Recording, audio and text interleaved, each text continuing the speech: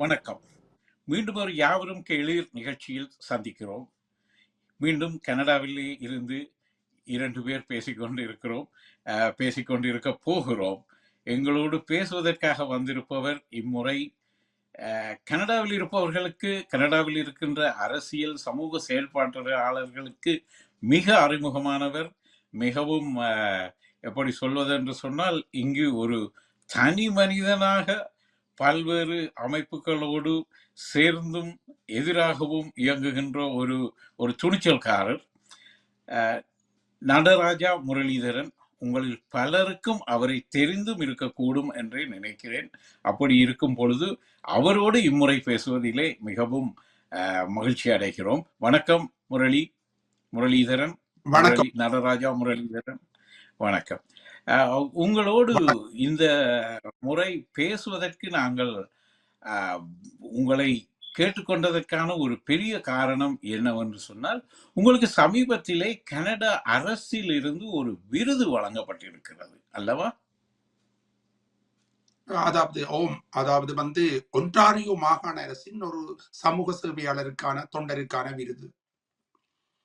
சமூக சேவை தொண்டர் ஒருவருக்காக வழங்கப்படுகின்ற விருதுகள் இம்முறை உங்களுக்கு வழங்கப்பட்டு ஒரு சிறப்பு செய்யப்பட்டிருக்கிறது என்பது ஒரு பெரிய விஷயமாகத்தான் இங்கு பார்க்கப்படுகிறது. முரளி, உங்களை பற்றி பலருக்கும் தெரிந்தாலும் சிலருக்கு தெரியாமல் இருக்கக்கூடும். நீங்கள் இலங்கையிலே எந்த பகுதியை சேர்ந்தவர் என்பதிலிருந்து ஆரம்பித்து நாங்கள் கனடாவிற்கு மீண்டும் வரலாம் என்று நினைக்கிறேன். உங்களுடைய பிறந்த ஊர் பற்றி சற்று சொல்லுவீர்களா? உங்களுடைய இளமை காலம் பற்றி. அதிலே அரசியல் கலந்திருந்தாலும் பரவாயில்லை என்று நினைக்கிறோம். நான் காங்கேசன்துறையிலே தையிட்டி என்ற கிராமத்தை சேர்ந்தவன். இப்போது அண்மையிலே பிரபலமாக அடிக்கடி சர்ச்சைகளுக்கு உள்ளாகின்ற புத்த கோயில் கட்டப்பட்டிருக்கின்றது. என்னுடைய வீட்டிலிருந்து ஏறத்தாழ ஒரு 180 யார் தூரங்களுக்குள் வரும் அந்த பகுதியை சேர்ந்தவன். நான் ஒரு மிகச்சிறிய வயதிலிருந்தே இந்த கலை, இலக்கியம், அரசியல், சமூக சேவை, விளையாட்டு என்ற ஒரு பல்துறைகளிலும் ஈடுபாடு கொண்டவனாக வளர்ந்து வந்திருக்கின்றேன். நான் என்னுடைய பேரனார் ஒரு தமிழரசு கட்சியின் மீது மிகுந்த அபிமானம் கொண்ட ஒரு தீவிர ஆதரவாளர். ஆகவே நான் மிகச்சிறிய வயதிலேயே என்னுடைய வீடும் கூட ஒரு கலைமகள் வாசிகசாலை என்ற ஒரு தையிட்டி சமூக நிலையத்துக்கு அண்மையில். ஆகவே என்னுடைய மிகச்சிறிய வயது காலம் வாசிப்பு, புத்தகங்களை வாசித்தல், தையிட்டி ஸ்டார்ஸ் விளையாட்டு கழகம் மற்றும் தமிழரசு கட்சி அரசியல் என்று மிகச்சிறிய வயதிலேயே நான் அந்த உதாரணமாக காங்கேசன்துறை மக்கள் அனைவருக்கும் ஒரு தெரிந்த ஒரு சிறுவனாக, இளைஞனாக வளர்ந்து கொண்டிருந்தேன். மிகச்சிறிய வயதிலே இந்த நான் குறிப்பிட்ட அனைத்து துறைகளிலும் ஒரு தீவிர ஈடுபாடு கொண்டவனாக அதிலே செயல்பட்டு வந்திருக்கின்றேன். அது பலருக்கு, அதாவது இங்க இருக்கின்ற பலருக்கும் தெரிந்த விஷயமாக இருந்தாலும் இலங்கையில் இருக்கின்ற சிலருக்கு இது புதிய விஷயமாக கூட இருக்கக்கூடும். உங்களுடைய முகத்தை திருப்பி பார்ப்பது கூட இன்னும் சிலருக்கு மிகவும் ஒரு புதிய அனுபவமாக இருக்கும் என்று நினைக்கிறேன். இளம் வயதிலே நீங்கள் இந்த தமிழரசு கட்சி மேடைகளிலே பேசினீர்கள் என்று கூட கேள்விப்பட்டிருக்கிறோம், மிகச்சிறிய வயதிலே. அதை பற்றி சற்று சொல்லுங்கள். 1972 நான் 8ஆம் வகுப்பு படித்துக் கொண்டிருந்த பொழுதுதான் தந்தை செல்வராயம் அவர்கள் 1970 போட்டியிட்டு அவர் நாடாளுமன்றம் சென்றிருந்த போதிலும் 72ஆம் ஆண்டு அவர் ஒரு 4 அம்ச கோரிக்கைகளை முன்வைத்து புதிய அரசியலமைப்பு சட்ட திருத்தத்துக்கு எதிராக அவர் ஒரு பொது வாக்கெடுப்பாக, ஒரு பொது தேர்தலாக மக்களின் ஆணையை கோரி நிற்கின்றார். 72 இந்த 4 அம்ச கோரிக்கை அன்றைய ஸ்ரீமா பண்டாரநாயக்க தலைமையிலான ஐக்கிய முன்னணி அரசிடம் முன்வைத்து அவர் ராஜினாமா செய்து வருகின்றார். அப்ப நாங்கள் பலாலியிலே போய் ஒரு ஆயிரக்கணக்கானவர்கள் அவர்களை போய் வரவேற்று ஒரு பெரிய கார்கள் நாங்கள் கார்கள் மூலம் வந்து அவரை அழைத்து நாங்களும் கார்களிலே ஒரு நூற்றுக்கணக்கான கார்கள் பின்தொடர்ந்து அவரை அழைத்து வந்த பொழுது கிட்டத்தட்ட ஒரு 2.5 வருடங்களுக்கு பின்புதான் அந்த இடைத்தேர்தல்களை அவர்கள் அறிவிக்கிறார்கள். அப்ப அந்த இடைத்தேர்தல் 75 தை 5ஆம் 6ஆம் தேதிகளில் நடைபெற்றிருக்கலாம். அப்ப 1974ஆம் ஆண்டு மார்கழி மாதம் எங்களுடைய காங்கேசன்துறை சந்தியிலே காட்டடைப்பு வீதியிலே பல்லாயிரக்கணக்கான மக்கள் திரண்ட நிலையிலே செல்வநாயகம் அவர்களுடைய அந்த தேர்தல் பிரச்சார கூட்டம் நடைபெறுகின்றது. மேடையிலே எங்களுடைய அமிர்தலிங்கம் அவர்கள் இருக்கிறார். நடிகமணி வி வைரமுத்து அந்த பொதுக்கூட்டத்துக்கு தலைமை தாங்குகிறார். காசி ஆனந்தன் இருக்கிறார். செல்வநாயகம் அவர்கள் இருக்கின்றார்கள். செல்வநாயகம் அவர்கள் தந்தை செல்வா அவர்கள் பேசுகின்ற பொழுது அது தெளிவாக இராத அமிர்தலிங்கம் அவர்கள் தான் அதை அவர் திருப்பி பேசுவார். அந்த கூட்டத்திலே நான் வந்து பேசினேன். அதை பேசுகின்ற பொழுதும் கூட நாங்கள் ஒரு தொடர்ச்சியாக ஒரு 6-7 வயசிலேயே நாங்கள் வாசிக சாலை, இந்த புத்தகங்கள், நூல்கள், பத்திரிகைகள், ஈழநாடு, வீரகேசரி, தினபதி, சுதந்திரன் பத்திரிகை ஒவ்வொரு கிழமையுமே வாசிப்போம். ஆகவே அப்போதே எங்களுக்கு ஒரு இன்று பேசுவது போல ஒரு சரளமாக பேசக்கூடிய ஒரு இருந்தது. எனக்கு தொடர்ச்சியாகவே பேச முடியும். ஆகவே வந்து ஒரு ஏற்கனவே தயாரித்த உரையை மனப்பாடம் செய்து பேசாமல் அந்த மேடையிலே என்னை பேச வைக்கின்றனர் இளந்தமிழர் மன்றத்தினர். அந்த காலத்திலே உங்களுக்கு தெரியும், கண்ணான்சம், கணேசமூர்த்தி, லிங்கவேலாயுதம், சதானந்தம், தேவராஜா என்று சொல்லி ஒரு தமிழரசு கட்சி கோட்டையாக காங்கேசன்துறை விளங்கிய இடம். ஆகவே வந்து அந்த மக்கள் எல்லோருக்கும் நான் ஒரு 14 வயது சிறுவனாக இந்த மேடையிலே பேசுகின்ற பொழுது ஏற்கனவே நான் இந்த அரசியல் ஈடுபாட்டுடையவன் என்பதும் தெரியும். அது அந்த நேரத்திலே ஒரு மிக பரபரப்பாக பேசப்பட்ட விடயம். இன்றும் கூட எங்களுடைய தையட்டி காங்கேசன்துறை மக்களில் பலர் கொக்குவில், கோண்டாவில், அப்படி உடுவில் போன்ற இடங்கள், மருதனாமிடம் என்ற இடங்களிலே இப்போ நூற்றுக்கணக்கிலே வசிக்கின்றார்கள். 2015க்கு பிறகு தையிட்டியிலேயும் சென்று அவர்கள் வசிக்கின்றார்கள். அவர்கள் எல்லோருக்கும் அவர்கள் இப்போ கேட்டுக்கொண்டிருந்தார்கள், ஆனால் அவர்களுக்கு இதெல்லாம் பழையவர்களுக்கு தெரிந்தபடியும் தான். ஆமா, அதாவது வந்து நீங்கள் ஒரு அந்த அரசியலின் தொடர்ச்சி வெகு காலமாக இன்று வரை நீங்கள் ஒரு விதமான ஒரு எப்படி சொல்வது என்று சொன்னால் ஒரு விதமான தீவிர செயல்பாட்டாளர்களாகத்தான் இருந்து வருகிறீர்கள் என்பது கனடாவிலே, குறிப்பாக டொரண்டோவிலே வாழ்ந்து வருகின்ற எல்லோருக்குமே மிக நன்றாக தெரியும். இவற்றை விடவும் நீங்கள் ஒரு எழுத்தாளராகவும் நன்கு அறியப்படுகிறீர்கள் என்பதும் உண்மை. அரசியல் பத்திரிகைகள் எழுதியிருக்கிறீர்கள், பத்திரிகைகள் நடத்தி இருக்கிறீர்கள், அதுதான் மிக முக்கியம். அவற்றை விடவும் பல்வேறு இலக்கிய சர்ச்சைகளிலே நீங்கள் உங்களுடைய கருத்துக்களை மிக ஆணித்தரமாக சொல்வதும் உண்டு. இந்த எழுத்து ஆர்வம், இந்த எழுத்து சம்பந்தமான ஆர்வங்களை பற்றியும் சற்று சொல்லுங்கள். பின்பு நாங்கள் மீண்டும் அரசியலுக்கு வருவோம். அதாவது நாங்கள் மிக சிறிய வயதிலேயே வாசிக சாலை, நூட்களை வாசித்தல், பத்திரிகைகளை வாசித்தல் என்ற வகையிலே வந்து நாங்கள் வந்து காங்கேசன்துறை பட்டின சபை நூலகம் என்ற ஒரு நூலகம் இருந்தது. அந்த நூலகத்திலே வந்து ஆயிரக்கணக்கான நூல்கள் இருக்கு. ஆகவே மிகச் சிறிய வயதிலேயே அதிலே அங்கத்தவராக சேர்ந்து அதிலே நூல்களை வாசிக்க தொடங்குகின்றோம். மற்றது இளந்தமிழர் மன்றம் என்பது ஒவ்வொரு ஆண்டும் வந்து காங்கேசன்துறையிலே வந்து பாரதி விழாவை நடத்தும். இந்த பாரதியினுடைய பேத்தியாரை கூட வரவழைத்து அவர்கள் நடத்தி இருக்கின்றார்கள். அங்கே பட்டிமன்றம், கவியரங்கம், அவர்களுடைய நாடகம், நாடக போட்டி, அங்கே இலங்கை தழுவிய நாடக போட்டியை முதல் நாள் நடத்துவார்கள். ஆகவே மிக அந்த காங்கேசன்துறை சூழல், வைரமுத்து போன்றவர்கள், பி விக்னேஸ்வரன் கூட வந்து அந்த எங்களுடைய இளந்தமிழர் மன்றத்திலே அவர் ஏறத்தாழ என்னை விட 10 வயசு மூத்தவர். ஆகவே ஒரு மிகவும் ஒரு தீவிரமான அரசியலுக்கு அப்பால் ஒரு கலை இலக்கிய பின்புலம் வாய்ந்ததாகவும் அந்த மண் இருந்திருக்கின்றது. ஆகவே வந்து அது இயல்பாகவே எழுத்தும், வாசிப்பும், கலந்துரையாடலும், இவ்வாறான நிகழ்வுகளும், பாடசாலை சூழலும், அங்கு வாழ்ந்த மக்களும் கலைஞர்களும் வந்து இயல்பாகவே எங்களை அந்த எழுத்து கிட்டி செல்லுகின்றார்கள். முக்கியமாக கருணாந்தசமம், கணேசமூர்த்தி, மூனா தேவராஜா, மற்றது தையிட்டி ராஜதுரை என்று வீரகேசரியிலே சிறுகதைகள் எழுதுவார். அவர் என்னுடைய ஊரை சேர்ந்தவர் வந்து.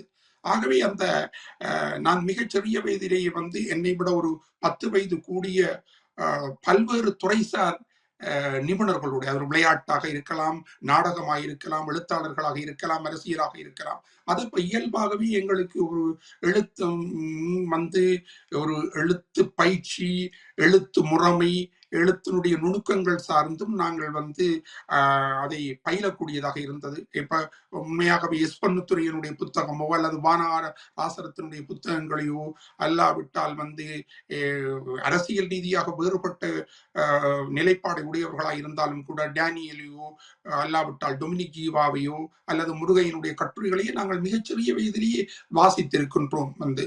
ஆகவே அந்த அந்த சூழல் அத்தகையது வந்து. அப்ப அந்த சூழல் ஏற்படுத்தி தந்த வாய்ப்பாகவும் கருதலாம். நான் வள்ளிநாயி என்று சொல்லி உங்களுக்கு தெரியும், குரமாள் வள்ளிநாயி இங்குதான் இங்கு கனடாவில் வாழ்ந்து இறந்தவர். அவர் வந்து என்னுடைய தமிழ் ஆசிரியை. கிட்டத்தட்ட நாங்கள் 73 14 வயசிலே நான் அவருடைய மாணவனாக இருக்கின்ற போது பல்வேறு சர்ச்சைகளோடு இந்த கலை இலக்கியம் தொடர்பாக இந்த முற்போக்கு, நட்போக்கு, பிற்போக்கு சார்ந்த விவாதங்களில் எல்லாம் ஈடுபட்டிருக்கின்றோம். பி என்ற எஸ் பொன்னுத்துரையினுடைய சிறுகதை தொகுப்பை அந்த காலத்திலேயே நாங்கள் வாசித்திருக்கின்றோம். வீரகேசரி பிரசுரம் வந்து 1970களுக்கு பிறகு தமிழக சஞ்சிகளின் இறக்குமதியிலே நிறைய கட்டுப்பாடுகள் வந்தபோது தொடர்ச்சியாக ஒவ்வொரு மாசமும் பல்வேறு பிரசுரங்களை வெளியிட்டுக் கொண்டிருந்தது. இப்போ உலகங்கள் வெல்லப்படுகின்றன என்ற டேனியலுடைய சிறுகதை தொகுப்பாக இருக்கட்டும், பாலமகனுடைய நிலக்கிளியாக இருக்கட்டும், சங்கியாளியானுடைய வாடைக்காற்றாக இருக்கட்டும், எல்லாவற்றையும் தொடர்ச்சியாக வாசித்தோம். அந்த வாசிப்பு வந்து ஒரு இயல்பாகவே எழுதக்கூடிய ஒரு ஒரு குறைந்தபட்ச ஆற்றலை தக்க வைத்துக் கொள்ளக்கூடியதாக சிறிய வயதிலேயே இருந்தது என்றுதான் நான் எண்ணுகின்றேன். அப்படிப்பட்ட ஒரு முற்போக்கு என்று சொல்லப்படுகின்ற இடதுசாரிய சிந்தனை உடையவர்களோடு இவர்கள் எழுதிய அல்லது அவர்களை ரசித்து படித்த நீங்கள் எப்படி ஒரு தீவிர தமிழ் ஆதரவாளராக மாறினீர்கள்? அதற்கான அந்த அடிப்படை காரணம் என்ன? இது நாங்கள் கனடாவில் இருந்து பேசிக்கொண்டு இருந்தாலும் இலங்கையில் இருந்து கேட்பவர்கள் பலரும் இதை புரிந்து கொள்ள ஆசைப்படுவார்கள் என்று நினைக்கிறேன். சற்று ஆணித்தரமாகவே சொல்லலாம் என்று நினைக்கிறேன். எப்படி அந்த தீவிரமான அந்த எண்ணப்பாடு உங்களுக்கு வந்தது? அதாவது வந்து நாங்கள் வந்து ஒரு ஒரு ஒரு ஒரு தேசிய ஒடுக்குமுறையிலே ஒரு 1970கள் இன்னும் கனன்று கொண்டிருக்கின்ற காலகட்டம். அவசர கால சட்டத்தின் கீழ் 42 இளைஞர்கள் கைது செய்யப்படுகின்ற அந்த சூழல். இந்த நேரத்திலே மாவை சேனாதிராயா நாங்கள் குறிப்பிட்டு சொல்ல வேண்டும் என்றால் அவர் இளந்தமிழர் மன்றத்தோடு மிகவும் நெருக்கமான உறவுகளை கொண்டிருந்தார். பல்வேறு அந்த அண்ணாமனுடைய நினைவு சொற்பொழிவுகள் எல்லாம் அவர் ஆற்றியதை கேட்டது ஞாபகம் வருகின்றது. ஆகவே ஒரு புறத்திலே ஒரு தேசிய தமிழ் தேசியம், தமிழ் தேசிய இனத்தினுடைய விடுதலை, அதனுடைய அடக்குமுறைக்கு எதிராக கிளர்ந்தெழுகிறதோ அல்ல போராடுகின்றதோ அதன் பின் நாட்டம் கொண்டிருக்கின்ற அதே சூழலிலே, அதாவது வந்து இந்த இடதுசாரி கருத்துக்கள், முற்போக்கு கருத்துக்கள் உள்வாங்க வேண்டிய, அதில் உள்ள பல்வேறு விடயங்களை நாங்கள் ஆகர்ஷித்துக் கொள்ள வேண்டிய, அவற்றையும் இணைத்துக் கொள்ள வேண்டிய, அவர்கள் சொல்லுகின்ற பல்வேறு விடயங்களில் இருக்கிற உண்மை தன்மைகளை ஏற்றுக்கொள்ள வேண்டியவனாகவும் நான் இருந்தேன். அதாவது இந்த இலக்கியம் என்று சொல்லுகின்ற பொழுது இடதுசாரிகளுடைய பங்களிப்பு ஒரு மிகவும் முக்கியமானதாக இருந்தது. அதாவது ஒரு முக்கியமாக மகாகவியோ அல்லாவிட்டு எஸ் பொன்னுத்துரை, தளையசிங்கம் போன்ற அந்த சிறந்த புனைவு எழுத்தாளர்களுக்கு அப்பால் வந்து இந்த இடதுசாரிகள் என்று கூறப்படுகின்றவர்களுடைய இலக்கியமும் அவர்களுடைய விமர்சனமும் மிகவும் முக்கியமாக இருந்தது. ஆகவே நான் அந்த சிறு வயது வாசிப்பு என்பது அவர்களை இழக்க வேண்டியவனாக, அவர்களையும் உள்வாங்க வேண்டியவனாக, அவர்கள் தேசிய இன பிரச்சனை தொடர்பான அவருடைய கருத்திலே எனக்கு முரண்பாடு இருந்தாலும் இலக்கியம் சார்ந்து, இடதுசாரி கருத்துக்கள் சார்ந்து, முற்போக்கு கருத்துக்கள் சார்ந்து, சாதி பிரச்சனைக்கு எதிரான சீன கம்யூனிஸ்ட் கட்சியினுடைய போராட்டம் சார்ந்து என்னிடம் வந்து அந்த நேரமே ஒரு ஒரு வகையான ஆதரவு மனப்பான்மை இருந்தது. என்னடா சீன கம்யூனிஸ்ட் கட்சியிலே வந்து சீனிவாசகத்தார், சண்முகதாசனுக்கு என்னுடைய ஒரு முக்கியமானவராக விளங்கிய சீனிவாசகத்தார் என்னுடைய சொந்தக்காரன், என்னுடைய தையட்டியைச் சேர்ந்தவர். முரளி, அப்படியானால் அதாவது வந்து அன்றைய இடதுசாரிகளின் போக்கு இந்த தமிழ் உரிமைக்கான போக்குக்கு எதிராக இருந்தது என்று நீங்கள் கருதுவதாக அர்த்தப்படுத்திக் கொள்ளலாமா? இல்ல, 1970ஆம் ஆண்டு இல்லை 1900 ஓமன்றை சொல்லலாம். 1977 வந்து லங்கா சமசமாஜ கட்சியும் மாஸ்கோ சார்பு கம்யூனிஸ்ட் கட்சியும் வந்து ஸ்ரீலங்கா சுதந்திர கட்சியோட இணைந்து போட்டியிட்டு தேர்தலில் வெற்றி பெற்று எப்படி தமிழ் மக்களின் உரிமைக்காக ஒரு காலத்தில் குரல் கொடுத்த கொல்விநாடி சில்வா வந்து புதிய அரசியலமைப்பு சட்டத்தை உருவாக்குகிறார். அந்த புதிய அரசியலமைப்பு சட்டத்திலே வந்து சிங்களத்துக்கும் பௌத்தத்துக்கும் முன்னுரிமை கொடுக்கின்றது. ஆகவே வந்து அங்கு வந்து இடதுசாரிகள் என்று சொல்லப்படுகின்ற எல்எஸ்எஸ்பி சிபி போன்றவர்கள் வந்து நிச்சயமாக தமிழ் மக்களுடைய மிகப்பெரிய ஒரு கண்டனத்துக்குரியவர்களாக விமர்சனத்துக்குரியவர்களாக மாறினார்கள். வந்து அதே நேரத்திலே வந்து முக்கியமாக வந்து தீண்டாமை வழி ஒழிப்பு பகுஜன ஒழிப்பு இயக்கம் என்பது வந்து சீன சார்பு கம்யூனிஸ்ட் கட்சியினுடைய சண்முகதாசன் தலைமையிலான கட்சியினுடைய ஒரு அமைப்பாக இருந்தது. ஆகவே அந்த அமைப்பினுடைய சமூக போராட்டம், சமூக விடுதலைக்கான சாதிக்கு எதிரான போராட்டத்தை வந்து ஏற்றுக்கொள்ள வேண்டியவர்களா இருந்தோம். அப்ப நான் வந்து கூறுகின்ற தமிழ் தேசியம் வந்து ஒரு முற்போக்கு தமிழ் தேசியமாக அமைய வேண்டும் என்ற கருத்தையும் உடையவனாகத்தான் சிறிய வயதில் இருந்தே வளர்ந்தேன். நிச்சயமாக வந்து இடதுசாரிகளுடைய அன்றைய நிலைப்பாடு, முக்கியமாக எல்எஸ்எஸ்பி சிபியினுடைய நிலைப்பாடு வந்து மிகவும் கண்டனதாக, மிகவும் வந்து அதை விமர்சனத்துக்குரியதாக, அதை ஏற்க முடியாததாக இருந்தது. அப்படி ஒரு நிலைமை இருக்கும் பொழுது இன்று உங்களுடைய இலங்கை குறித்த பார்வையை, அதாவது வந்து உரிமை போராட்டம் குறித்த பார்வையை கூட அறிவதற்கு ஆவலாக இருக்கிறோம்.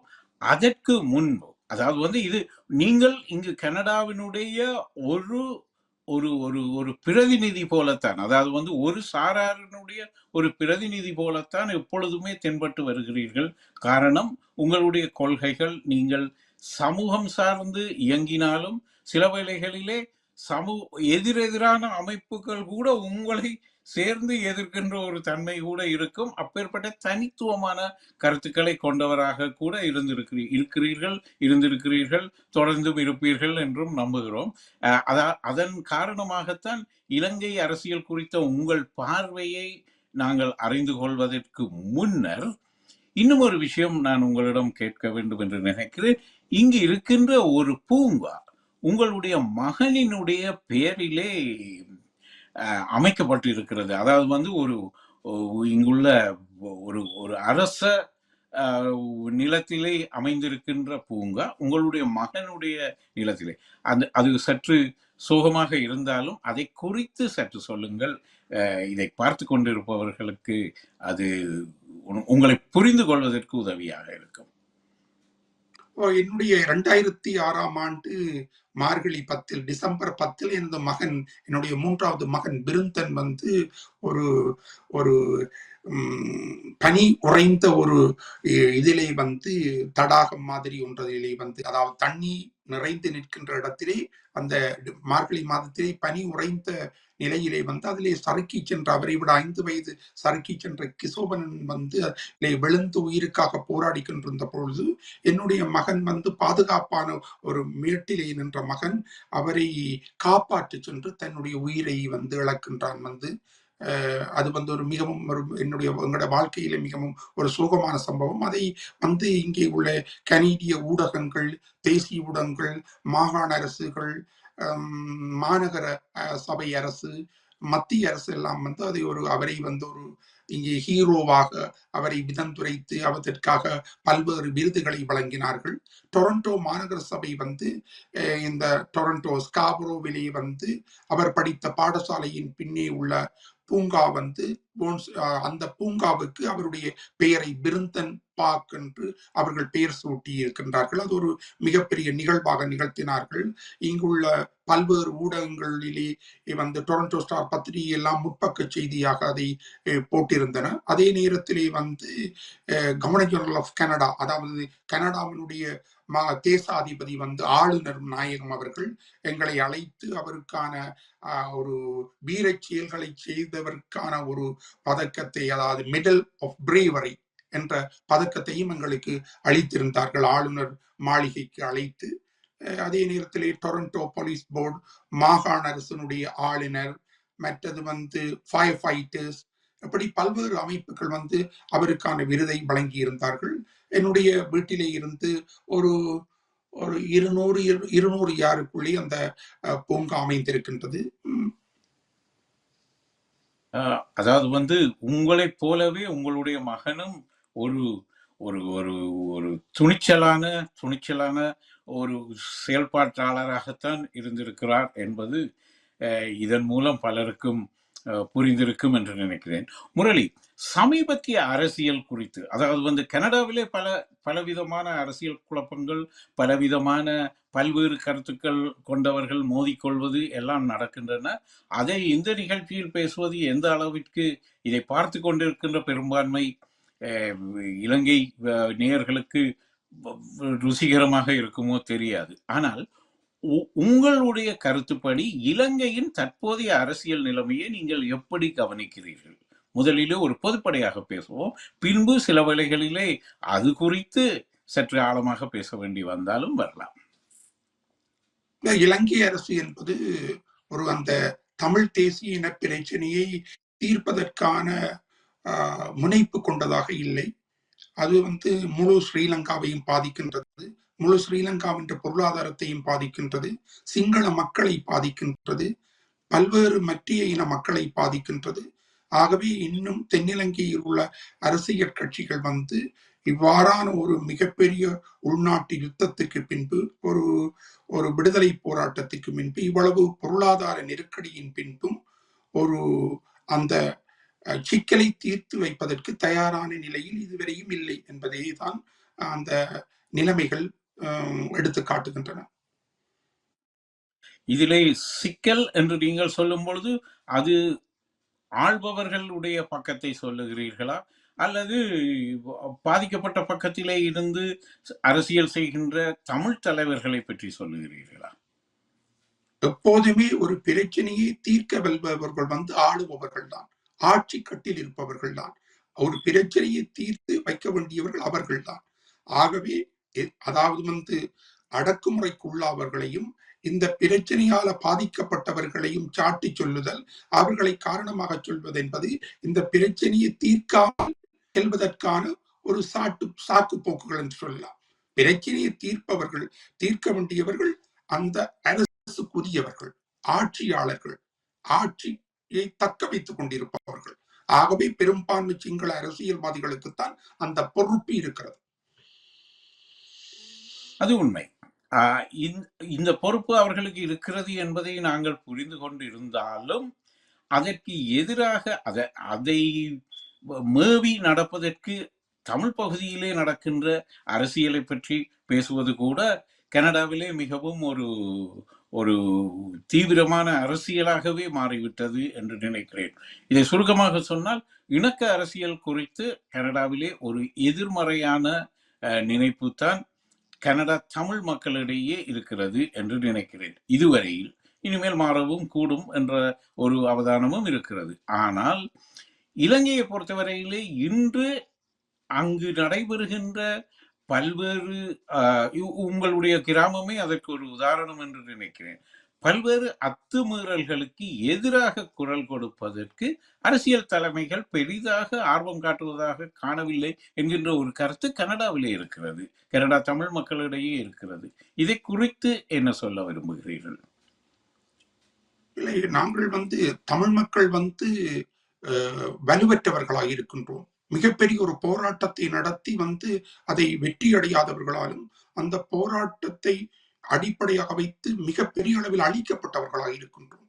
பெருமளவிலான மக்கள் கொலை செய்யப்பட்டிருக்கிறார்கள், பெருமளவிலான மக்கள் வெளியேறி இருக்கிறார்கள், பெருமளவிலான பிரதேசங்கள் இன்றும் கைப்பற்றப்பட்ட பிரதேசங்களாக இருக்கின்றன. ஆகவே இவ்வாறான ஒரு சோதனைகளையும் வேதனைகளையும் சந்தித்த சமூகத்திலே ஒரு தீவிரமான போராட்டத்தை முன்னெடுப்பது ரீதியான சங்கடங்கள் இருக்கின்றன. ஆனாலும் சில குறிப்பிட்ட எண்ணிக்கை குறைந்தவர்கள் போராடினாலும் பெரும்பான்மையான மக்களின் உள்ளங்களிலே அது கனன்று கொண்டுதான் இருக்கின்றது.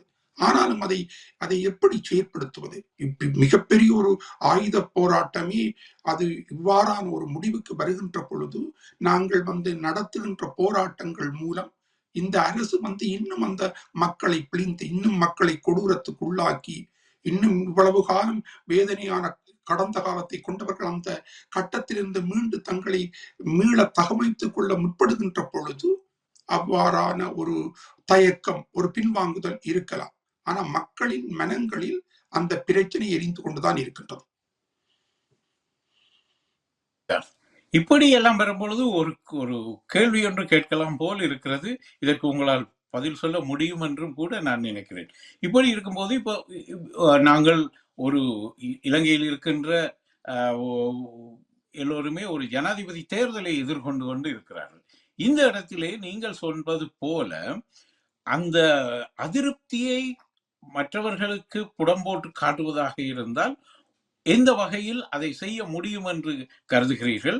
அதை தாண்டி இன்னும் சில வழிகளும் இருக்கின்றனவோ என்பதை குறித்து நாம் பேசலாமே? நீங்கள் எதை கேட்க வருகின்றீர்கள் என்று தெரிகின்றது. அந்த அரசியல் என்பது, போராட்டம் என்பது பல்வேறு வகை பரிமாணங்களை கொண்டது. இன்று நடைபெற இருக்கின்ற தேர்தல் முழு இலங்கைக்குமான ஜனாதிபதி தேர்தல்.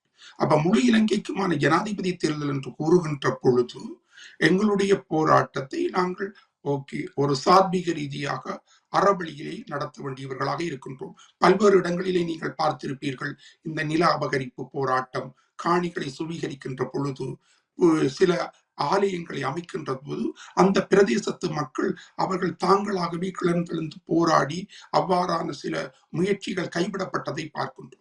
இன்னொரு புறத்திலே சட்ட ரீதியாக ஐக்கிய நாடுகள் சபையினுடைய சாசனங்களுக்கு, ஜெனீவா உடன்படிக்கைகளுக்கு உட்பட்ட ஒரு நாடாக இருப்பதால் அந்த நீதி மன்ற செயற்பாட்டுக்கூடாக போராட வேண்டி இருக்கின்றது.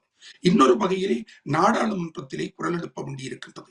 இன்னொரு வகையிலே இந்த வெளி நாடுகளுக்கும் இந்தியாவுக்கும் இந்த அரசு சார்பற்ற நிறுவனங்களுக்கும் உலக ஊடகங்களுக்கும் நாங்கள் பற்றி அம்பலப்படுத்த வேண்டியவர்களாக இருக்கின்றோம். அதே நேரத்தில் நாங்கள் விரும்பியோ விரும்பாமலோ அந்த இலங்கையில வாழ்ந்து கொண்டிருக்கின்றோம்.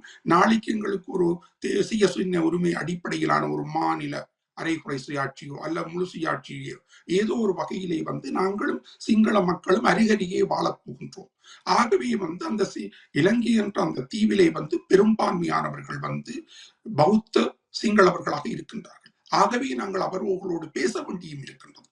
அவர்களோட ஒரு உரையாடலையும் நடத்த வேண்டி இருக்கின்றது. அவ்வளவுதான் ஏமாற்றங்கள் இருந்த பொழுதும் நாங்கள் சில வகைகளிலே சில சில பேச்சுக்களையும் மேற்கொண்டுதான் எங்களுடைய படிக்கட்டுகளை நாங்கள் முன்னேறி செல்ல வேண்டியவர்களாக இருக்கின்றோம்.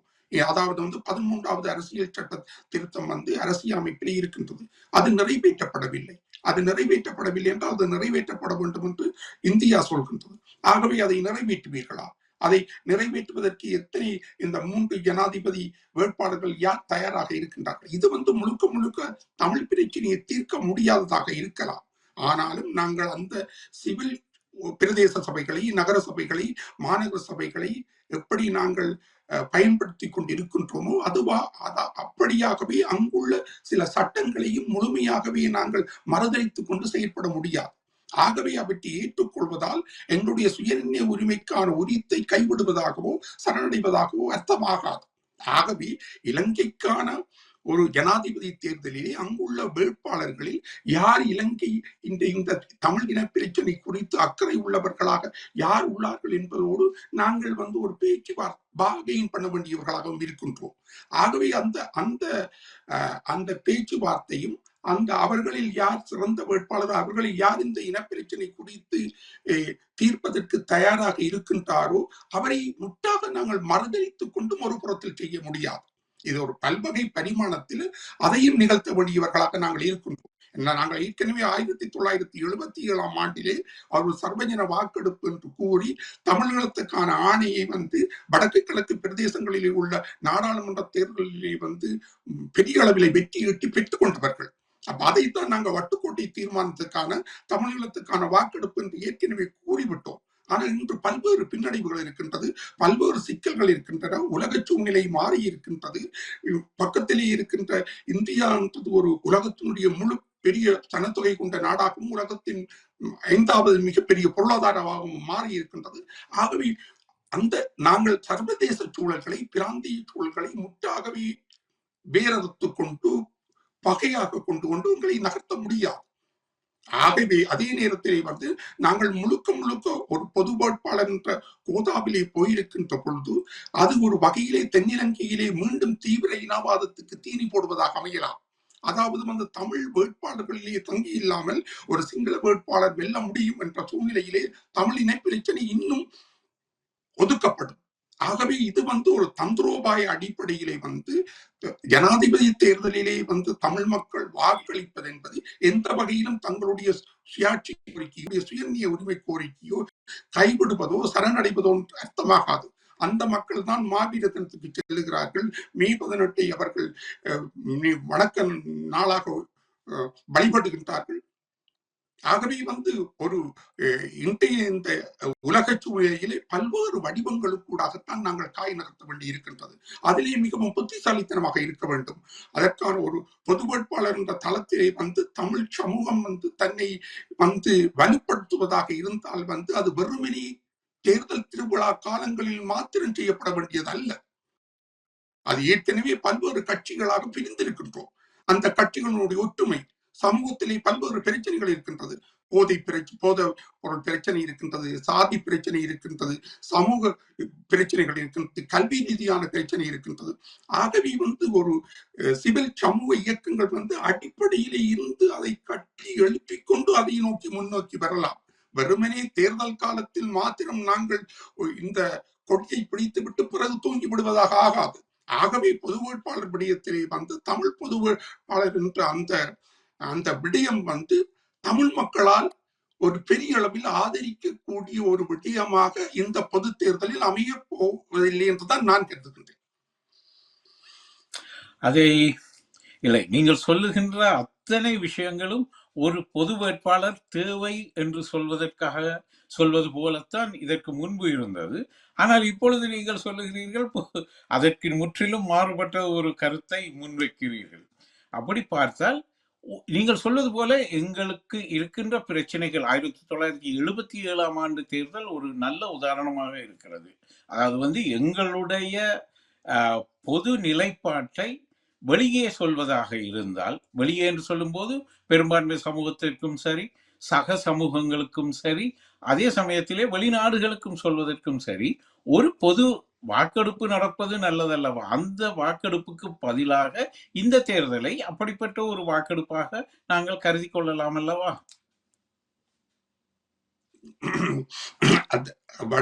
அதாவது வந்து ஜனாதிபதி தேர்தலை வந்து கொடூர அரசுகளை புறக்கணிக்கிற, கொடூர அரசுகளை புறந்தள்ளுகின்ற, தேசிய இன பிரச்சனை சார்ந்த விடயங்களிலே அக்கறை இல்லாதவர்களை பகிஷ்கரிக்கின்ற ஒரு செயற்பாடாகவே வந்து தொடர்ச்சியாக தமிழ் மக்கள் நிகழ்த்தி வந்துள்ளார்கள். அவர்கள் வந்து 2010 வந்து ராஜபக்சாவை எதிர்த்தார்கள்.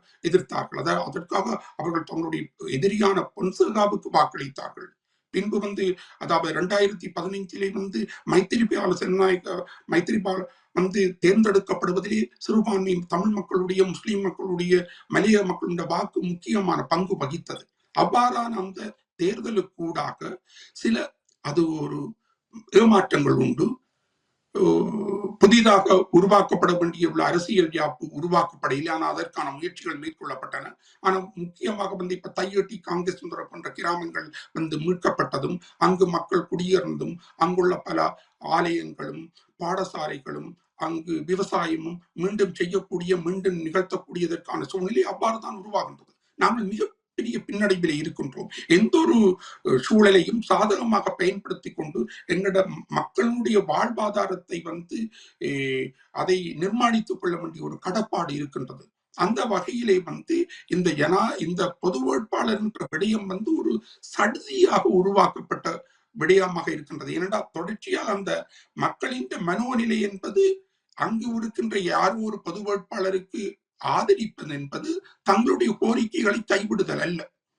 அங்கு வந்து தென்னிலங்கையிலே வந்து ஒரு நெருக்கடியான சூழல், தென்னிலங்கை வேட்பாளர்களுக்கு ஒரு அழுத்தத்தை கொடுப்பதன் ஊடாக சில தடங்கல்களை, சில நெருக்கடிகளை தீர்த்து கொள்ள முனைவதானது. ஆகவே வந்து இந்த ஏற்கனவே நாங்கள் இந்த தமிழ் மக்கள் எதை வரித்துக் கொண்டோம், எங்களுடைய கோரிக்கை என்ன என்பது உலக அறிந்த உண்மை.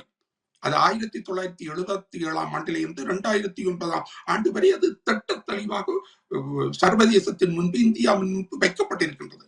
அதை இன்னும் காட்ட வேண்டிய அவசியம் இல்லை. ஆனால் நீங்கள் இன்றைக்கு வடக்கு கிழக்கிலே இருக்கின்ற டக்ளஸ், அங்கஜன், வியாழேந்திரன், மற்றும் பிள்ளையான் போன்றவர்களுடைய ஆதரவு தளங்கள், முஸ்லிம் மக்களுடைய நிலைப்பாடு, இப்படி வந்து அதை ஒரு பொது வாக்கெடுப்பாக கொண்டு வந்து முன்வைக்கின்ற பொழுது அதிலே அதை ஒரு மாறாக சர்வதேச அரங்கிலே எங்களுக்கு ஒரு பின்னடைவை தோற்றுவித்து விடுவதற்கான வாய்ப்புகளும் அதில் இருக்கின்றன. என்று அதற்கான ஒரு நீண்டகால தயாரிப்பு இருக்கு. ஆம், நீண்டகால தயாரிப்பு தேவை என்பது எல்லோருக்குமே தெரியும். ஆனால் இது அவசரமாக செய்யப்பட வேண்டிய ஒரு விஷயமும் கூட என்று அதற்கு ஆதரவானவர்கள் சொல்வதற்கான சந்தர்ப்பங்கள் உண்டு. இவற்றை விடவும் இந்த தேர்தலை மீண்டும் சர்வதேச சமூகத்திற்கு தெரிந்து இருக்கிறதோ இல்லையோ, தெரிகிறதோ தெரிந்தாலுமோ, இன்னும் ஒரு முறை அதை நாம் அழுத்தி சொல்ல வேண்டிய ஒரு அவசர தேவையும் எங்களுக்கு இருக்கிறது என்பதை மறக்க முடியுமா? முடியாது தானே. ஆகவே பொது வேட்பாளர் என்பது சில வேளைகளிலே ஒரு தேவை கருதி ஏற்படுகின்ற ஒரு விஷயம் என்று பலரும் கருதுகிறார்கள். இதை பற்றி உங்களுடைய கருத்து என்ன? என்று நான் சொல்லுகின்றேன். வரவிருக்கின்ற நாடாளுமன்ற தேர்தலிலே எப்படி 1977 தமிழர் ஐக்கிய விடுதலை கூட்டணி எவ்வாறு முழு ஆசனங்களையும் கைப்பற்றியதோ அவ்வாறு இந்த கட்சிகள் அனைத்தும் இணைந்து ஒரு அமைத்துக் கொண்டு வடக்கிலும் கிழக்கிலும் உள்ள அனைத்து நாடாளுமன்ற தொகுதிகளையும் கைப்பற்றி அதன் மூலமாக எங்களுடைய அந்த முடிவை உலகத்துக்கு முன்வைக்கட்டும். அதுதான் மிகவும் பொருத்தமாக இருக்கும். ஏனென்றால் கட்சிகள் நாங்கள் இலங்கை என்ற சந்தர்ப்பம் இல்லை தானே வடக்கு கிழக்குக்கு வெளியில போகல.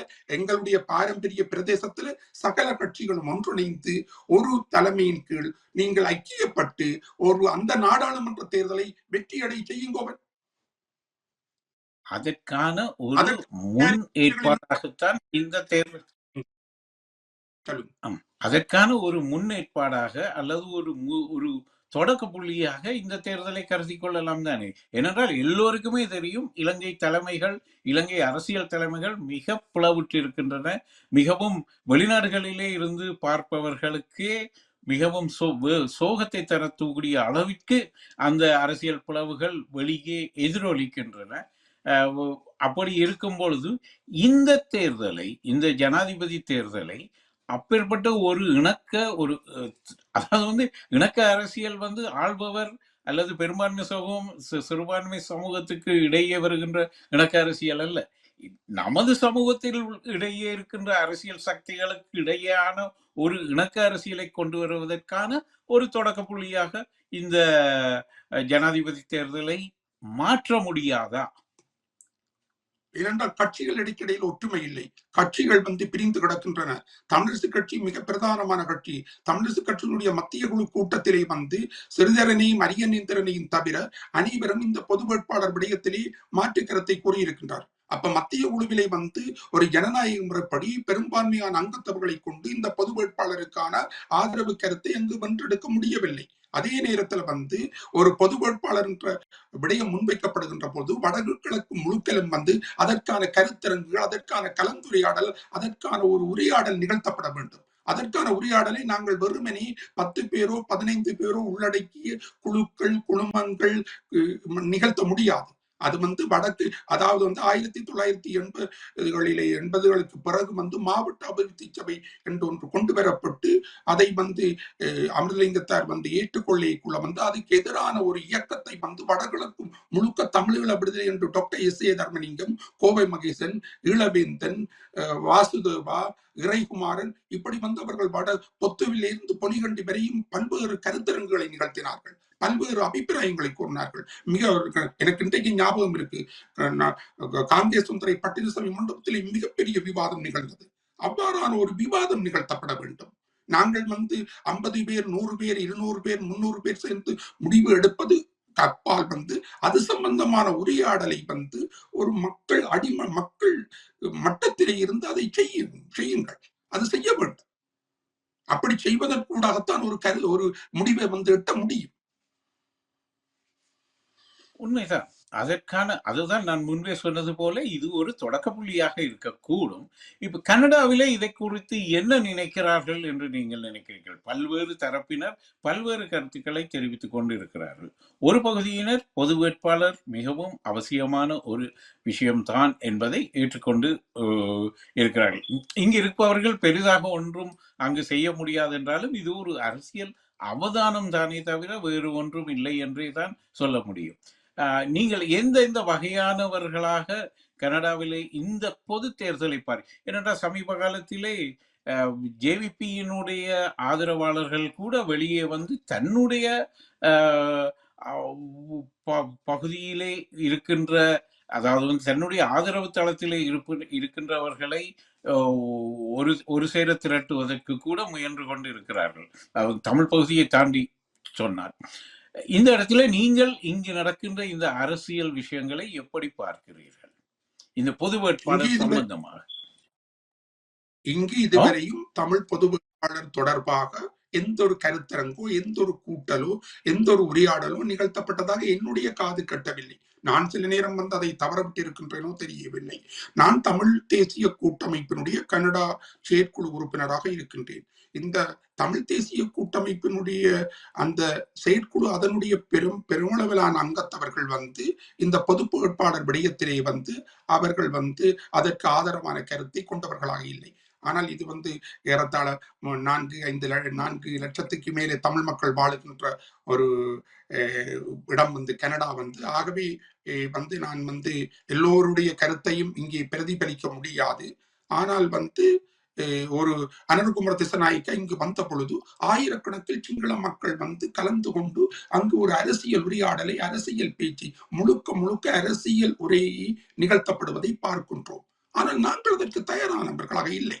நாங்கள் 50 பேர் 100 பேர் கொண்ட ஒரு கூட்டத்தை கூட்டினால் அங்கு சண்டை வர பார்க்கின்றது, அங்கு அடிபடி வருகின்றது, கருத்து சுதந்திரத்துக்கு வந்து வாய்ப்பூட்டு போடப்படுகின்றது.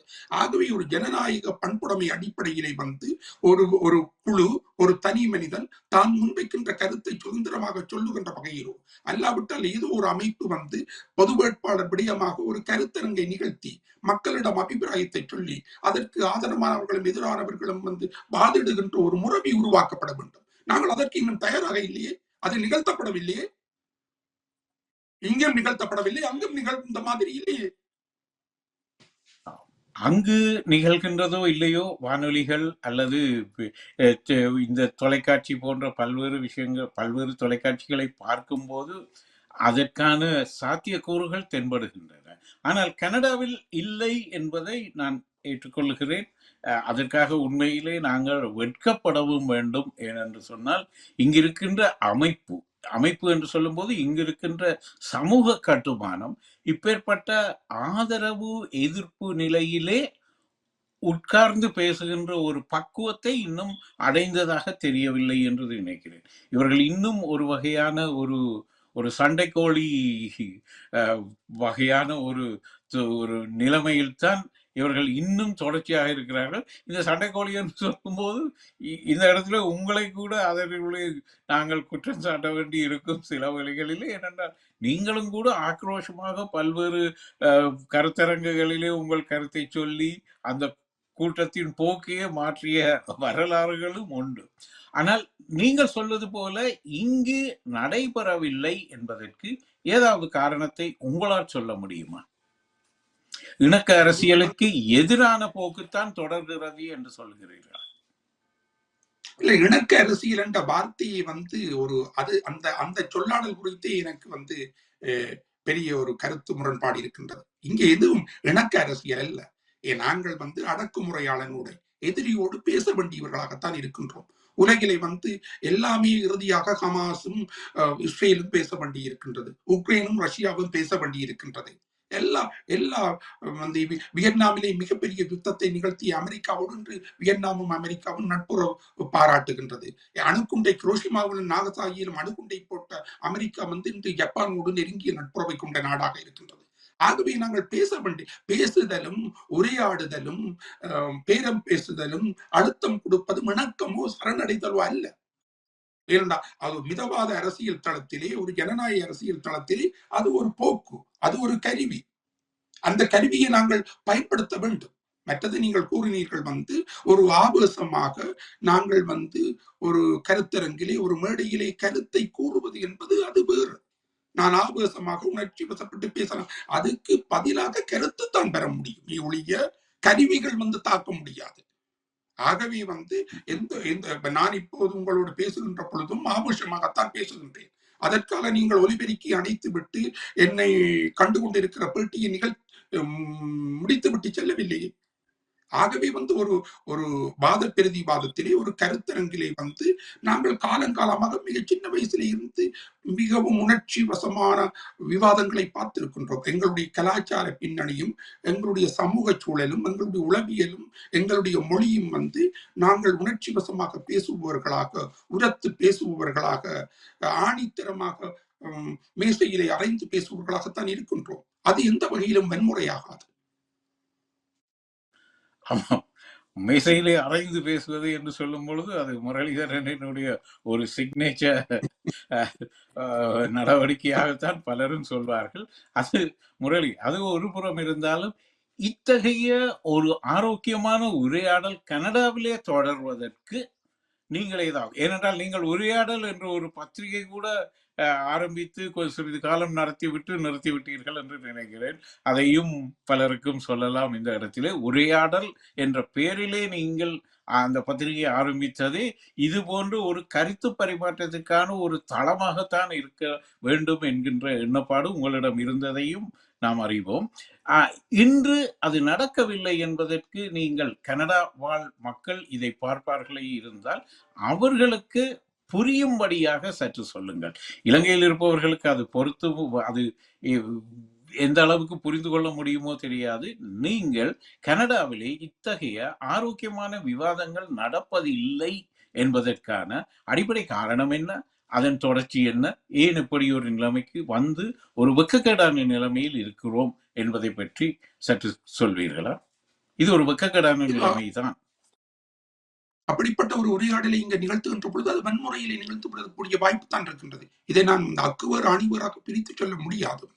அதாவது ஒரு பொது வேட்பாளர் குறித்து ஒரு விவாதத்தை நாங்கள் நிகழ்த்துவோமாக இருந்தால் நிச்சயமாக அந்த கருத்து ரீதியாக முரண்படுபவர்கள் ஒரு அதை குழப்பி சத்தம் போட்டு அதை தொடர்ச்சியாக நடத்த விடாமல் அதை பல்வேறு விரும்பத்தகாத வாசகங்களை பேசி முத்திரையை குத்தி அதை முறித்தெடுத்து விடுகிற ஒரு சூழல் தான் இருக்கின்றது. ஆகவே அதை அவ்வாறான ஒரு விவாதத்தை நடத்த ஏற்பாடு செய்ய பலர் முன்வர பின்வாங்குகிறார்கள்.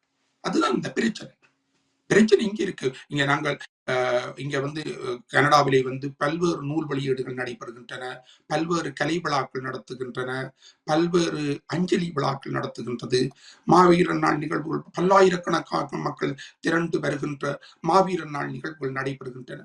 அதற்கு அப்பால் ஒரு அரசியல் உரையாடல், அரசியல் கருத்தரங்கு என்பது இங்கே நிகழ்வதே இல்லை. நாங்கள் எங்களுடைய ஒரு தரப்பை பறைசாற்றுபவர்களாக அல்லது ஒரு தரப்பு நிகழ்த்துகின்ற நிகழ்வாகத்தான் இருக்கின்றது. ஏனென்றால் அதற்கான அந்த எதிர்கருத்து கொண்டவர்கள் அதை முற்றாக முறியடித்து அதை குழப்பம் செய்து அதை இல்லாமல் செய்கின்ற ஒரு சூழல் இருக்கின்றது. ஆகவே ஜனநாயக விரும்பிகள் ஏற்கனவே இவ்வாறான சில கூட்டங்கள் கருத்தரங்குகளிலே நடந்த சம்பவங்களால அவர்கள் அவ்வாறான ஒன்றை செய்ய முடியாமல் இருக்கின்றார்கள், முன்வராதவர்களாக இருக்கின்றார்கள். இப்ப நீங்கள் ஏற்கனவே சொன்ன போல இலங்கையிலே ஊடகங்கள் எழுதுகின்றன, சில சிவில் சமூக அமைப்புகள் ஒன்று கூடி விவாதிக்கின்றன, தொலைக்காட்சிகளில் இது தொடர்பான விவாதங்கள் நிகழ்கின்றன. ஆனா ஒரு பொது வேட்பாளர் குறித்த ஒரு உரையாடலை நிகழ்த்துவோம் என்ற பொழுது அங்கு பல்வேறு சிக்கல்கள் வருவதைத்தானே நாங்கள் அறிந்தோம். அதை நாங்கள் ஏற்றுக்கொள்ள மாட்டோம், அல்ல அதில் கலந்து கொள்ளவில்லை, அது வேண்டாம், அதில் நாங்கள் பங்கு கொடுக்க போவதில்லை என்ற ஒரு சூழல் தான் அங்கும் இருக்கின்றது போல் தெரிகின்றது. பல்வேறு கருத்துக்களை கொண்டவர்கள் ஒரு தளத்தில் ஒன்று கூடி, ஒரு அரங்கில் ஒன்று கூடி, ஒரு மண்டபத்தில் ஒன்று கூடி தாங்கள் சார்ந்த கருத்துக்களை விவாதிப்பதற்கான சூழல் அங்கும் குறைந்து காணப்படுவது போல் தானே காணப்படுகின்றது. அங்கும் என்று நீங்கள் சொல்வது இலங்கையில் என்று சொல்கிறீர்கள், அதாவது ஈழநில பிரதேசத்தில் என்று சொல்லுகிறீர்கள், அப்படித்தானே? சரி, அதாவது எது எப்படி இருந்தாலும் கருத்து மக்களை பற்றி கொண்டால் சக்தியாய் உருவெடுக்கும் என்று சொல்வார்கள். அதுபோல இப்பேற்பட்ட சிறு சிறு விவாதங்கள் தான் இப்ப அதை பற்றிய ஒரு விழிப்புணர்வையோ அல்லது அதை பற்றிய ஒரு கருத்தாடலுக்கான ஒரு ஒரு பரப்பையோ திறந்து விடக்கூடிய ஒரு சந்தர்ப்பமும் இருக்கிறது முரளி. இந்த வகையில இன்னும் ஒரு விஷயத்தை மட்டும் கேட்டுவிட்டு, உங்களுடைய சமீபத்திய அரசியல் செயல்பாடுகள் எப்படி இருக்கின்றன? எந்த வகையான அரசியல் செயற்பாட்டை நீங்கள் முன்னெடுக்கிறீர்கள்?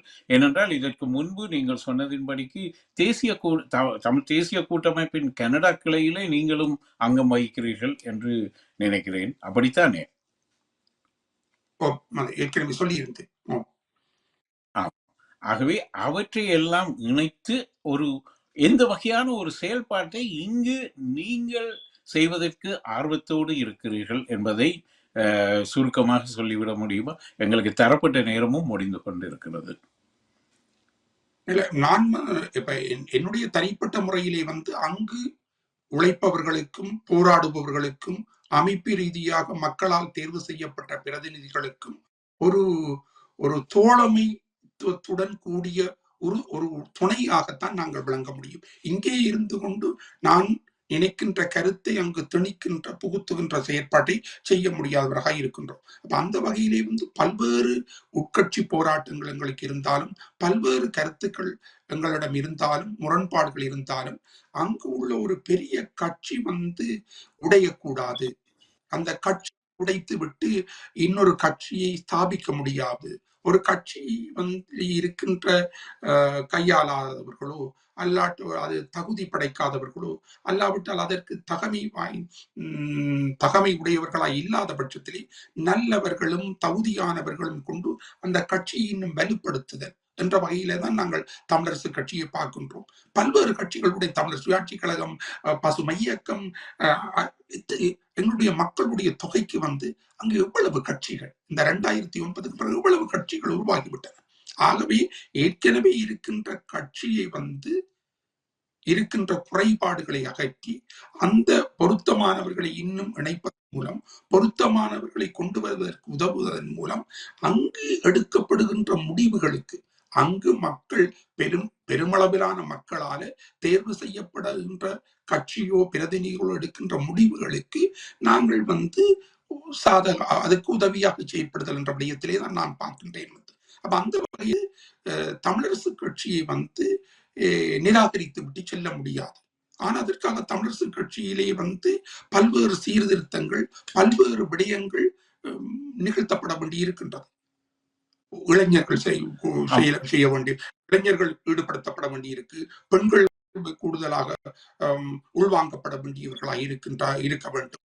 அது ஒரு வகையிலான ஒரு பரம்பரை அதாவது உறவு முறை பிரதிநிதித்துவங்கள் அங்கு வலுப்படுவதாக இருக்கக்கூடாது. அத்தகுதி, திறமை, ஊழலின்மை, சமத்துவம், உண்மையாக களத்திலே நின்று பணியாற்றுதல் என்ற அமைப்பு என்ற வகையிலே அந்த அமைப்பு பலப்படுத்தப்பட வேண்டும். அதிலே உள்ள குறைகள் சீர்களையப்பட வேண்டும். இன்னும் அமைப்புகளை உருவாக்கி நாங்கள் பலவீனப்பட்டு கொண்டு போகின்றோம். இப்படியாக ஜனாதிபதி தேர்தல் வருகின்ற போது நிற்போம். நாங்கள் ஒரு எங்களுடைய பொது வேட்பாளர் ஒரு கருத்து என்று நிற்போம். நாளைக்கு நாடாளுமன்ற தேர்தல் என்று சொன்னால் 10 கட்சியாக பிரிந்து நிற்போம்.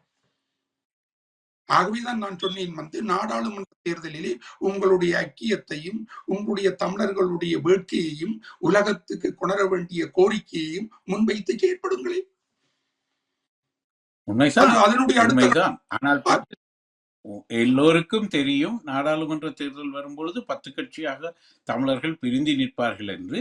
அதனால் தான் இந்த 10 கட்சிகளும் இந்த எதிர்வருகின்ற இந்த ஜனாதிபதி தேர்தலிலே ஒருமித்த கருத்தோடு வர வேண்டும் என்கின்ற ஒரு கோட்பாட்டைத்தானே இதற்கு ஆதரவானவர்கள் முன்வைக்கிறார்கள். ஆகவே நீங்கள் சொல்வது எந்த அளவில் ஏற்றுக்கொள்ளப்பட முடியும் என்று தெரியவில்லை. இன்னொன்று, தமிழரசு கட்சியை வேறு யாரும் உடைக்கவில்லையே, தமிழரசு கட்சிக்கு உள்ளே இருப்பவர்கள் தானே உடைத்துக் கொண்டிருக்கிறார்கள். ஆகவே இதுவெல்லாம் நாங்கள் கனடாவிலே இருந்து எங்களுக்கு இருந்து பார்க்கும்போது எங்கள் மனதிலே ஏற்படுகின்ற சந்தேகங்கள் தான். இதற்கான சிறப்பான விளக்கங்கள் நாட்டிலே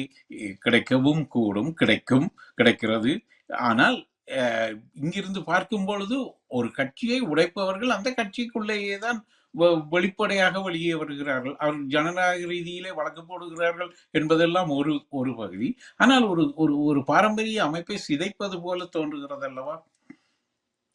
அதை பற்றி ஒன்று நீங்கள் வந்து என்ன நினைக்கிறீர்கள்? நாங்கள் இருவரும் கனடாவில் இருந்து பேசிக் கொண்டிருக்கிறோம் என்பதை மீண்டும் மறுமுறை அழுத்தி சொல்கிறேன். அதற்கும் எங்களுக்கும் வெகு தூரம் என்பதையும் புரிந்து கொண்டு. நாடாளுமன்ற தேர்தலிலே ஒன்றிணைய மாட்டாதவர்கள், அந்த ஐக்கியத்துக்கு உடன்படாதவர்கள், ஏற்கனவே ஒன்றாக இருந்து பல்வேறு உதிரிகளாக பிரிந்து சென்றவர்கள், வரவழைத்துக் கொண்டவர்களே வேறு வகையிலே போய் அவர்களை வலிந்து அழைத்து கொண்டு வந்து அவர்களுக்கு பொறுப்புகளை கொடுத்தவர்களே பிரிந்து சென்று கட்சிகளை அமைக்கின்ற ஒரு சூழ்நிலையிலே, அடிப்படையிலே அந்த வேறுபாடும் அந்த பிரிவும் அந்த ஈகோவும் இருக்கிற சூழ்நிலையிலே பொது வேட்பாளர் என்பது விஷயத்திலே எப்படி அவர்கள் ஒன்று சேர்ப்பார்கள்? போய் சேர போறதில்லை. மற்றது இரண்டாவது, ஒரு கட்சி எதிர்நோக்குகிற நெருக்கடி, அந்த கட்சியினுடைய அமைப்பு விதிகளுக்கு உட்பட்டு எடுக்கப்படுகிற நடைமுறைகள் எல்லாவற்றையும் தாண்டி அந்த கட்சி முன்னேறி வருதல் வேண்டும். இதை ஒரு இடைக்கால பின்னடைவுகளாகத்தான் பார்க்கின்றேன். நான் நினைக்கின்றேன் கூடிய விரைவிலே கட்சி வந்து இவற்றில் இருந்தெல்லாம் மீண்டு தன்னை திடப்படுத்திக் கொள்ளும் என்ற ஒரு நம்பிக்கையிலே இருக்கின்றேன். சரி, எங்களுக்கு கொடுத்த நேரமும் முரளியும் முடிந்து கொண்டு இருக்கின்றன. நிச்சயமாக இன்னும் ஒரு முறை இதைவிட தீவிரமாக நீங்கள் சொன்னீர்கள், நீங்கள் ஆக்ரோஷமாக பேசுகிறீர்கள் என்று. ஆனால் உங்களுடைய பேச்சுக்களை இங்கு பார்த்தவன் என்ற வகையிலே நீங்கள் பேசியது உண்மையில் உங்கள் ஆக்ரோஷத்தின் ஒரு வீதம் கூட வந்ததாக தெரியவில்லை. அவையெல்லாம் ஒருபுறம் மகிழ்ச்சிகரமாக இருக்கட்டும். மீண்டும் இதை பற்றி நாங்கள் தொடர்ச்சியாக பேச முடியும் என்று கூட நம்புகிறேன், நீங்கள் அனுமதித்தால். இம்முறை இந்த நிகழ்ச்சியை தற்போது முடிக்க வேண்டிய ஒரு நிர்பந்தத்துக்குள் வந்துவிடும். எங்களுக்கு தரப்பட்ட நேரம் முடிந்து கொண்டிருக்கிறது. இறுதி உரையாக நீங்கள் ஒரு நிமிடத்திற்கு உட்பட்டு எல்லாவற்றையும் நீங்கள் தொகுத்து உங்களுடைய கருத்தாக நாட்டில் இருப்பவர்களுக்கும், கனடாவில் இருப்பவர்களுக்கு வேண்டாம், நாட்டில் இருப்பவர்களுக்கு நீங்கள் என்ன சொல்ல விரும்புகிறீர்கள்? உங்களுடைய செயல்பாடுகளிலே ஒரு 5% கூட நாங்கள் இந்த நிகழ்ச்சியிலே இதுவரையில் சொல்லவில்லை. ஆனாலும் நீங்கள் ஒரு ஆக்ரோஷமான ஒரு செயற்பாட்டாளர் என்பதில் யாருக்குமே மாற்று கருத்து இருக்காது. அப்படிப்பட்ட உங்களிடமிருந்து ஒரு முடிவுரையை எதிர்பார்க்கிறோம் இந்த நிகழ்ச்சிக்கு. இப்போது இந்த நிகழ்ச்சிக்கு இல்ல, தேசிய இன விடுதலை என்பது ஒரு இனவாத அடிப்படையிலாக அமையக்கூடாது. எப்பவும் விடுதலை என்றது ஒரு சமூக விடுதலையும் இணைந்தது. ஒரு பேரினவாதத்தால் ஒடுக்கப்படுகின்ற பொழுது அந்த ஒடுக்கப்படுகின்ற தேசிய இனமானது தன்னுடைய தேசிய விடுதலையை கோருகின்றது. ஆக வெறுமனே அந்த தேசிய விடுதலை ஒரு குறிப்பிட்ட சாராருடைய அந்த அந்த குறிப்பிட்ட இனத்தில் உள்ள மேலாதிக்க வர்க்கத்தினுடைய ஆட்சிமைக்கு உட்பட்ட விடுதலையாக அமைந்து விட இயலாது. ஆகவே அது பெண்களுக்கான விடுதலை, தொழிலாளர்களுக்கான உரிமை, பிரதேச வேறுபாடுகளை களைதல், சாதிகளை களைதல், ஊழலற்ற சூழலை உருவாக்குதல், பாலியல் ரீதியான சுரண்டலுக்கு அப்பாற்பட்டு, ஆகவே ஒரு அரசியல் என்று சொல்லுகின்ற பொழுது இதுக்குள்ளே நிறைய சமூக நீதிக்கான, சமூக விடுதலைக்கான முற்போக்கு தமிழ் தேசியமாக அது தொடர்ந்து பயணிக்க வேண்டியிருக்கின்றது. அதில் எங்களுடைய மக்கள் நாங்க தமிழ் பேசும் மக்கள் என்று சொல்லுகின்ற பொழுது சகல மதங்களையும் நாங்கள் மதச்சார்பற்று, சாதி ஒடுக்குமுறை தவிர்த்து, பெண் விடுதலைக்கு முக்கியத்துவம் கொடுத்து, பலவிதமான பாலியல்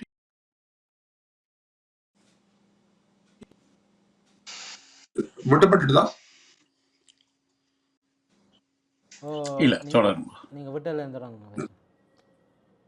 சொல்லிட்டு, அதாவது சமூக விடுதலை என்பது தமிழ் சமூகத்துக்கு மிகவும் முக்கியமானது. நாங்கள் ஒரு சிங்கள பேரினவாத அடக்குமுறையிலே சிக்கி தவிக்கின்ற பொழுது எங்களுடைய சமூகத்திற்குள்ளே வலிமை குறைந்தவர்களை அடக்காத, அவர்களை அரவணைக்கிற, அவர்களுக்கும் சமூக நீதியை, சமத்துவத்தை வழங்குபவர்களாக இருக்க வேண்டும். இந்த வகையிலே சீதனத்துக்கு எதிராக இந்த போதை வஸ்து, இந்த போதை பொருட்கள் என்பது ஒரு சமூகத்திலே மிகப்பெரிய சீர்கேடாக அமைந்திருக்கின்றது.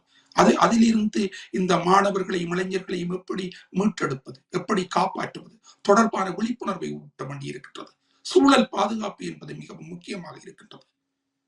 ஆகவே விடுதலையின் அனைத்து பல்வேறுபட்ட பரிமாணங்களையும் விளங்கிக் கொண்டு, உள்வாங்கிக் கொண்டு, அது தொடர்பான பிரಜ್ಞையை ஏற்படுத்தி, அது தொடர்பான பரப்புரையை நிகழ்த்த வேண்டியிருக்கின்றது.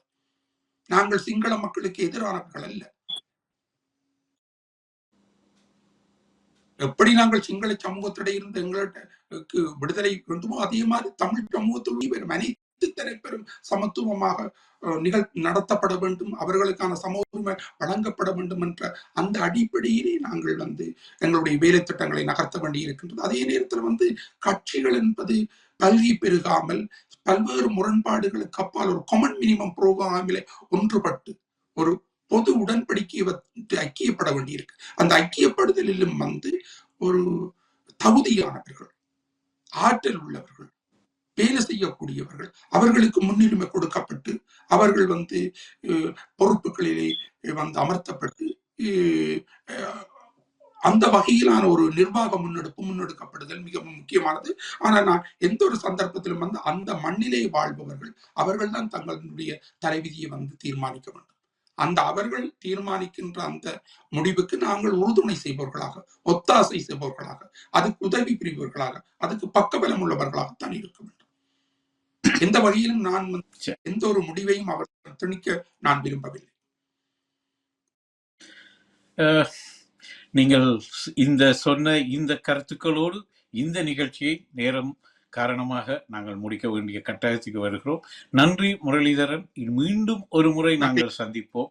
நன்றி, வணக்கம். நன்றி. நன்றி முன்றியல் மூர்த்திக்கும் மற்றும் இந்த தொலைக்காட்சி நிறுவனத்திற்கும் இந்த சந்தர்ப்பத்தை அளித்தமைக்காக நன்றி கூறுகின்றேன். நன்றி, வணக்கம்.